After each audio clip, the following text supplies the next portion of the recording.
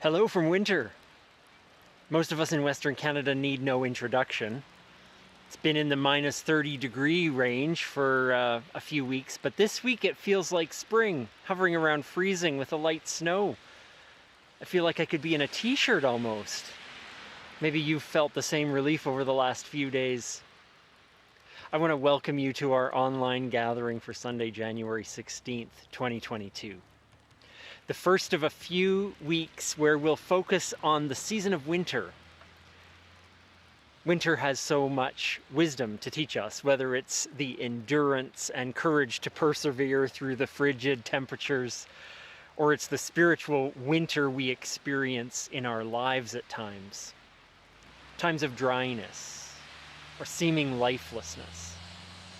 We may explore the season of winter of our living, too, over these next weeks, those times of rest and reflection, the meaningful end and rest from the busyness and growth of summer. So welcome to this new series.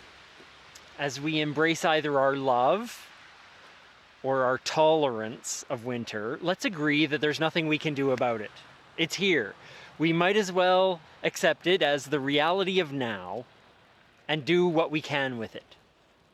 Let's together have gratitude for the snow and the ice, for the frozen land, for the bright sun reflecting off the white snow, although not today,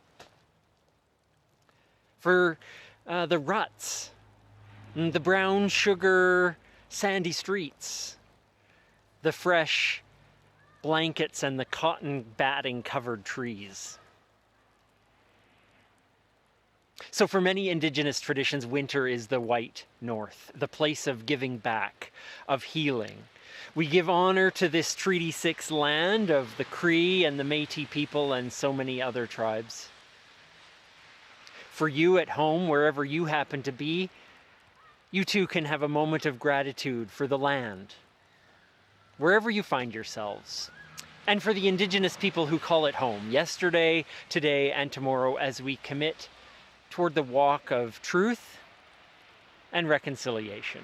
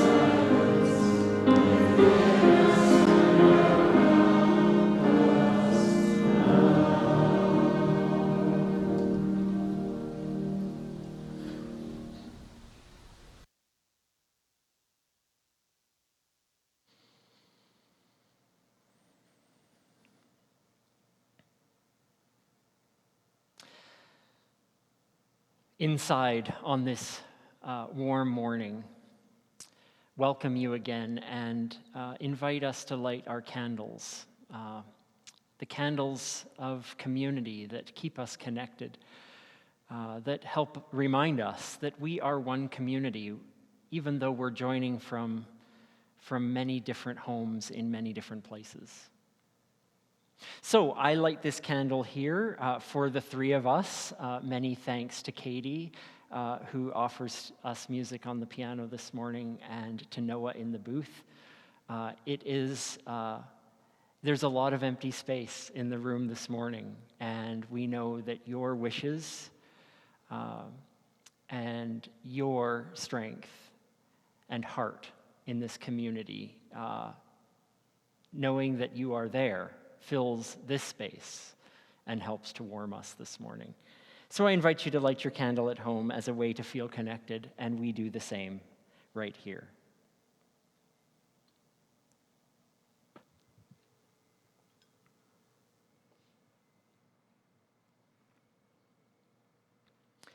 Our Time for All Ages this morning is a story that Daisy and I wanted to share with you.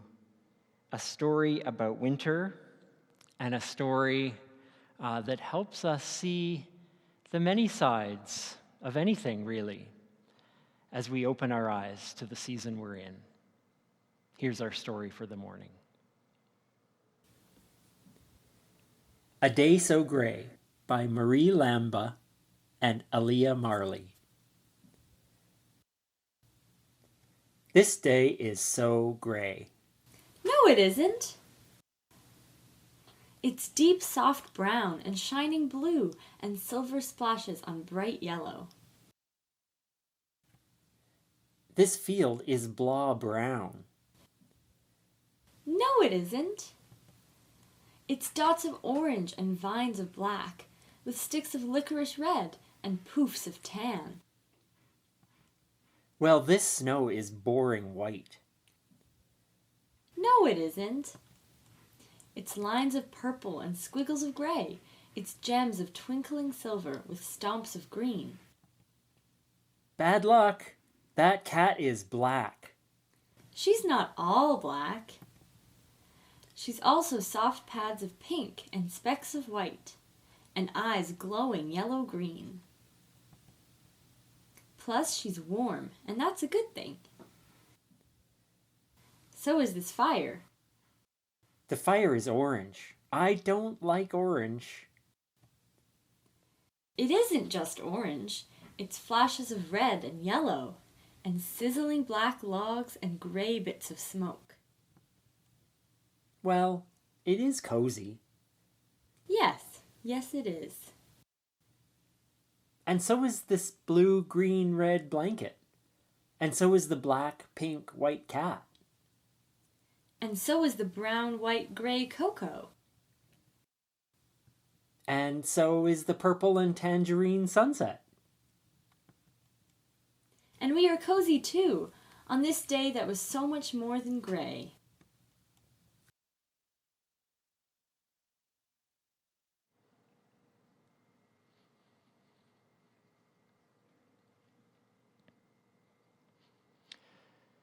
Winter is like a lot of things.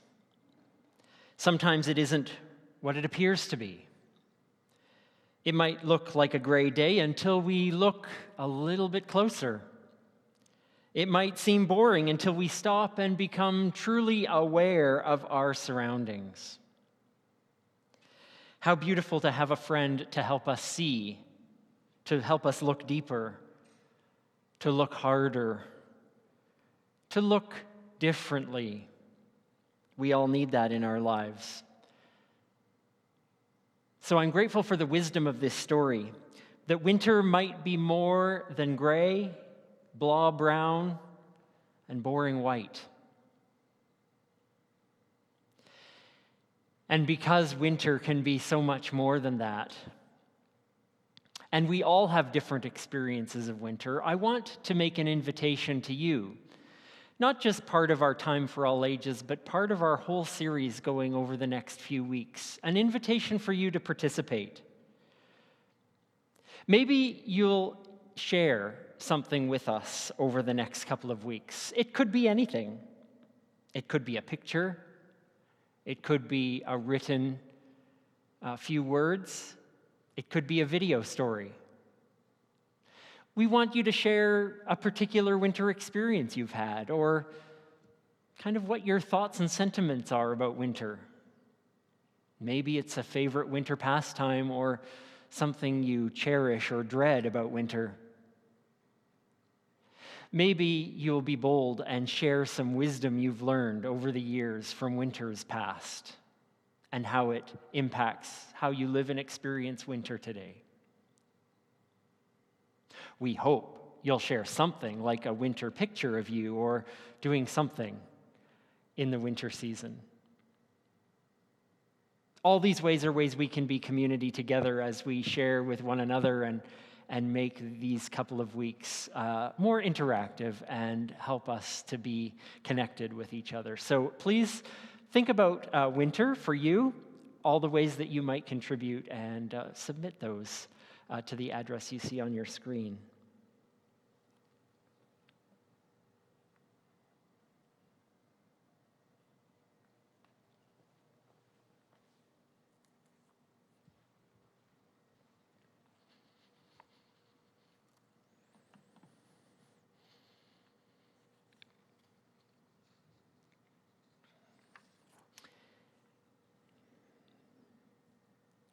Winter really is a season, I think, where we complain a little bit more than usual. I don't know how much more, but it must be more, I would think. The weather, the driving, the snow, the shoveling, the dry skin, the extra layers, the inability to do some of the things that we like to do in the warmer seasons. I don't know how much more our protests happen in the winter, but it must be. It must be at least double, I would say. And yet there are amazing things about winter that we love, and I want to share two excerpts from a book this morning entitled Winter, a Spiritual Biography of the Season. It's compiled by Gary Schmidt and Susan M. Felch. First, from John Updike's essay entitled The Cold. Cold is an absence of heat, and yet it feels like a presence, a vigorous, hostilely active presence in the air that presses upon your naked face and that makes your fingers and toes ache within their mittens and boots. Cold is always working, it seems. Busy freezing water in the ponds and rivers, knitting intricate six-sided snowflakes by the billions, finding cracks around the walls and windows of your house, forcing furnaces in the cellar to roar away. Cold fights you. It doesn't want your car engine to ignite in the morning, and once your car's on the highway, it clogs its path with snow and slush. A whole secondary world of dirt, of sand and salt is called into being by the cold. And an expansive and troublesome array of apparel, hats, earmuffs, wool-lined boots and gloves, parkas, leggings, long underwear, and knitted face masks. This is the cold.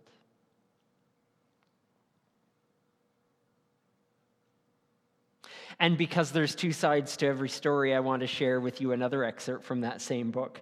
It's by Patricia Hampl.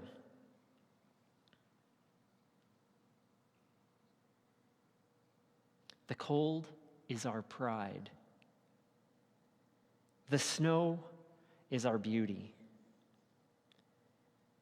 It fell and fell, lacing day and night together in a milky haze, making everything quieter as it fell. So that winter seemed to partake of religion in a way no other season did.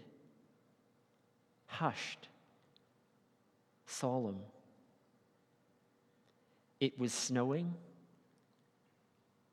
and it was silent.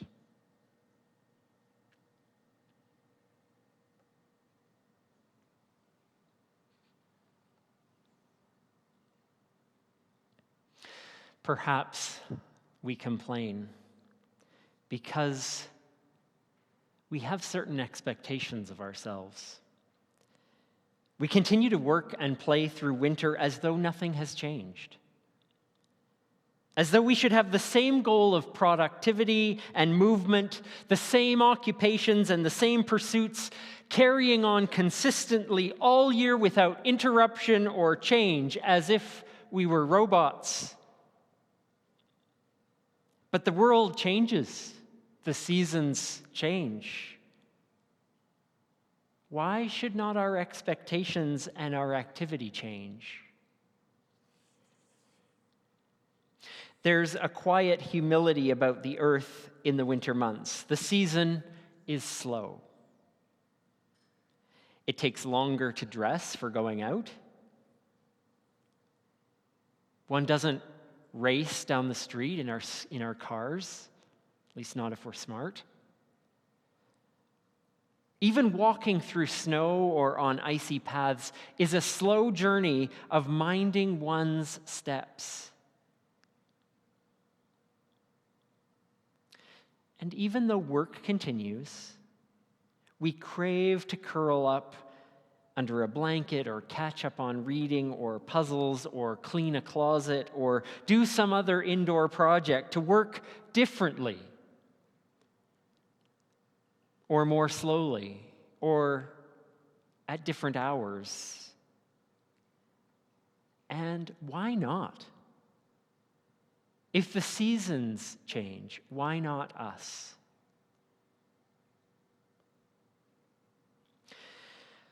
All the while outside the windows, the tilt of the earth makes the hours darker and colder, so we light our fireplaces, we turn up the furnace a half a degree, we make heavy, hot foods to keep our bodies warm and insulated. And if we find ourselves sleeping longer hours, just like the animals deep inside their caves and dens, taking a winter-long nap, why not? As we set out on a few weeks of embracing the wisdom that winter has for us, the first piece of wisdom has to be, we've got to think, to embrace the season we're in.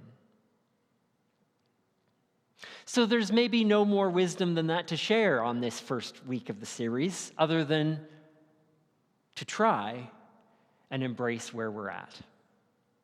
We're in the middle of January.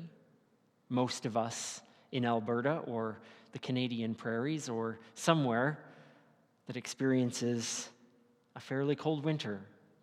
This is where we live. This is what it is. As the earth moves around the sun through the course of the year, the earth is tilted at an angle of 23.5 degrees, which creates those seasons. What a marvel. And so this first step I talked about, it really has to be to accept where we live on this beautiful tilted planet and the weather it provides, the risk and the opportunity. In the book, How to Be Happier Day by Day, A Year of Mindful Actions, Alan Epstein writes these words.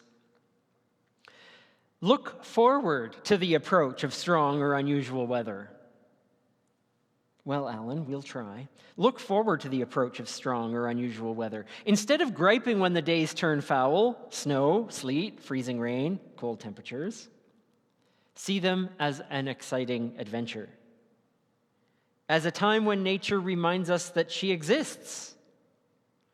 That when it comes to the earth, it is her domain, and we have no say.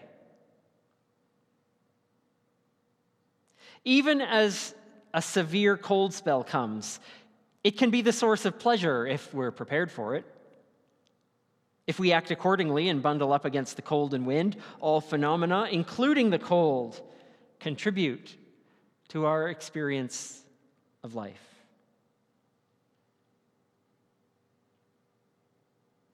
And I'd have to add to Alan's question, would we have near as many stories to share, if not for our experience of making our way in those winters of our past? There's a broader wisdom here. It's about acknowledging the present situation of our living. That present situation of my living, your living, may not be comfortable. It may not be warm and cozy at the moment. Our circumstances may not be what we forecast or expected. The reality of today might be a changing season. It might be a blizzard in our lives, a cold snap when what we had planned for was a picnic. Spiritual traditions the world over teach about a kind of loosening of our grip on our expectations and our control of our circumstances.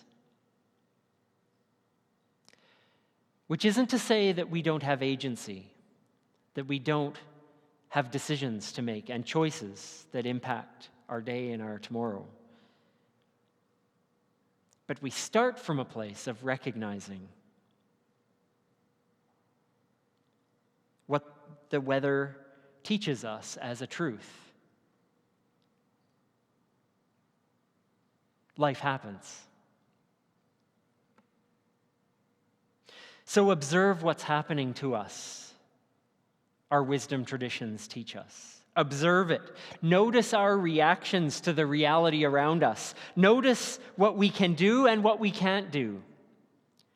And most of all, don't discriminate. Enjoy the adventure as we make our way through it. Open ourselves to possibility. That snowstorm or that cold snap could be something. That we might make something of it. So I want to leave you with two stories this morning from two different spiritual traditions. One is from the Christian contemplative writer Henry Nouwen. In his writing, Life of the Beloved, it goes like this. The real enemies of our life are the oughts and the ifs. The oughts pull us backward into the unalterable past, and the ifs forward into the unpredictable future. But real life takes place in the here and now. Sacredness is always in the moment. Be that moment hard or easy, joyful or painful. Nouwen continues. Jesus spoke about this in terms of that sacredness being wherever and whenever we are. He spoke words to his disciples like, "When you see me, you see God. When you hear me, you hear God." This wasn't an egotistical claim. It was his teaching that there is no one who was or will be. There is only what is now in front of each of us to be claimed as holy. And so he taught about wiping away the burden of the past and the worries of the future, because sacredness is right where we are, here and now.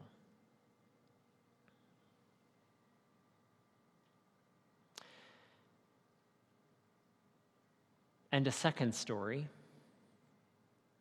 from Zen Buddhism. It's really the same story told in a different way.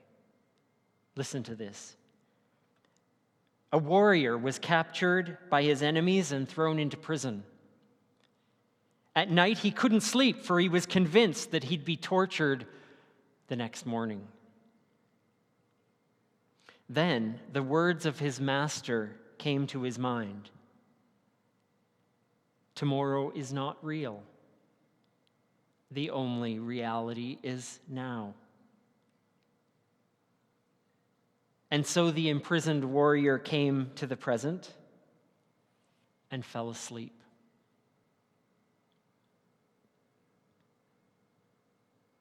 Winter is where we are. No apologies. It just is. The person you're becoming is who you are.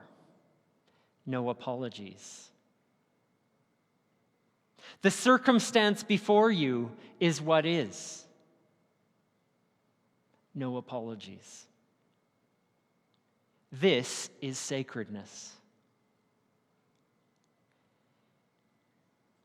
Our prayer is that we can embrace it. As cold or snowy or as challenging or awe-inspiring as we may find it,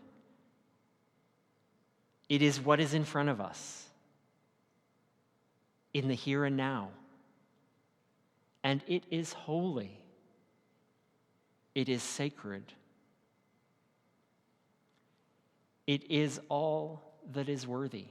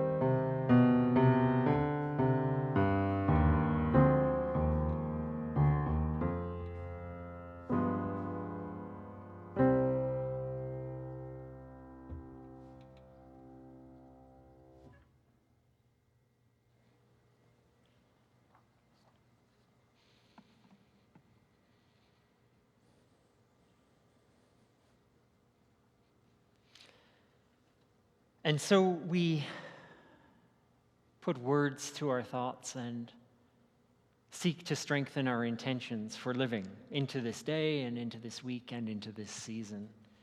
And so I invite you to either speak these words with me or let my voice speak them or read them silently to yourselves as we strengthen our intentions for this season in our lives. There is a winter in all of our lives, a chill and darkness that makes us yearn for past days or put our hopes in days yet to be. In a season that's cold and bare, nature takes stock, rests, unwinds, sleeps until the time is right. We too need a winter in our lives, a time of rest, a time to be reacquainted with our deepest selves, and the gifts of this season of our lives. We are mindful of all those who suffer because of winter weather, of all who suffer because they experience the winter of war,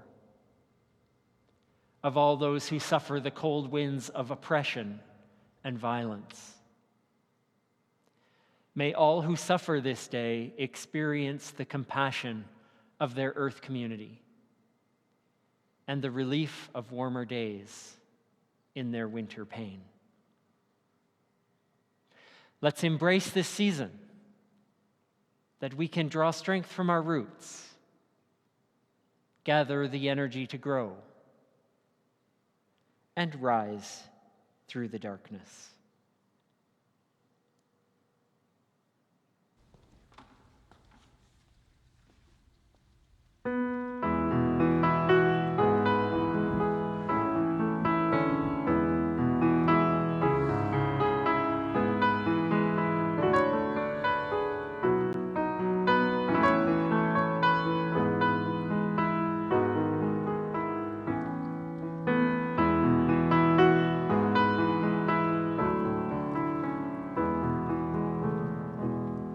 The earth is our cradle, our ground and our home. The sky is our blanket, protective and warm. The stars are our ancestors, ancient and bright. Our bird is a glimpse of our life's morning light. The creatures of land, the swimmers of sea, the birds in the air, the green plants and trees, they're all our siblings with equal share. In earth is our home and duty to care. The people who share this one planet, one place, are born of one history, a shared human race. We need one another, sustaining our home. For health and just peace, love's seeds shall be sown.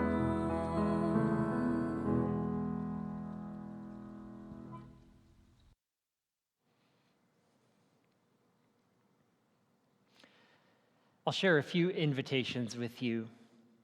Want to invite you, if you want to connect with some other people in your community, then after each gathering on a Sunday, we have a live Zoom call, and it's just a way to say hello. It's a way to engage some questions that came up within the course of the gathering, to engage a little more deeply, to share some stories and experiences, to offer prayers and support for one another. If you want to connect in that way, then find the link in your e-messenger or on the website as it's listed on your screen.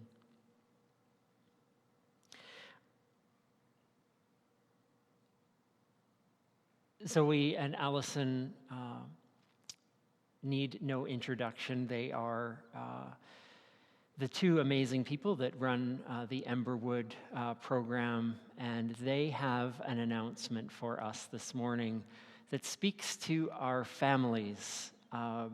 They want to introduce us to something we're calling Forest Families, a monthly outdoor way for our families to connect with each other.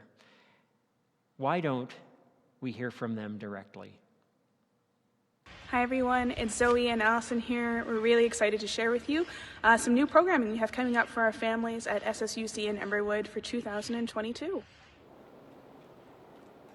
Hey folks, I'm excited to invite you to Forest Families, where we're going to connect outside, have some hot chocolate, reflect on our time together in nature, and that'll be at the end of January. So grab a young friend.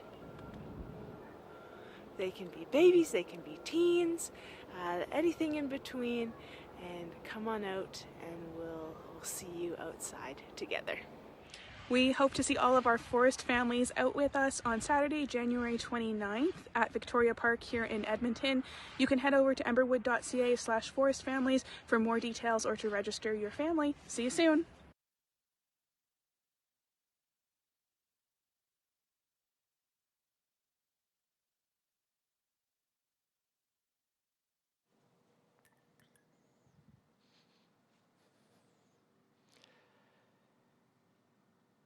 Friends, no matter where we gather, we are experiencing a season. And so may that season be all that it can be. May we open ourselves to experience what it has to teach us and offer to us.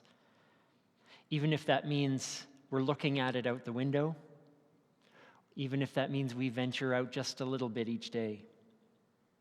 May our challenge be to open ourselves to what is right in front of us. For it is what is sacred. So let's send the light out into the day and into the week. May we be transformed as this light is transformed. May we go with love in our hearts, some adventure in our minds and our spirits. And may the week be safe and kind to us. Until we see each other again, be well.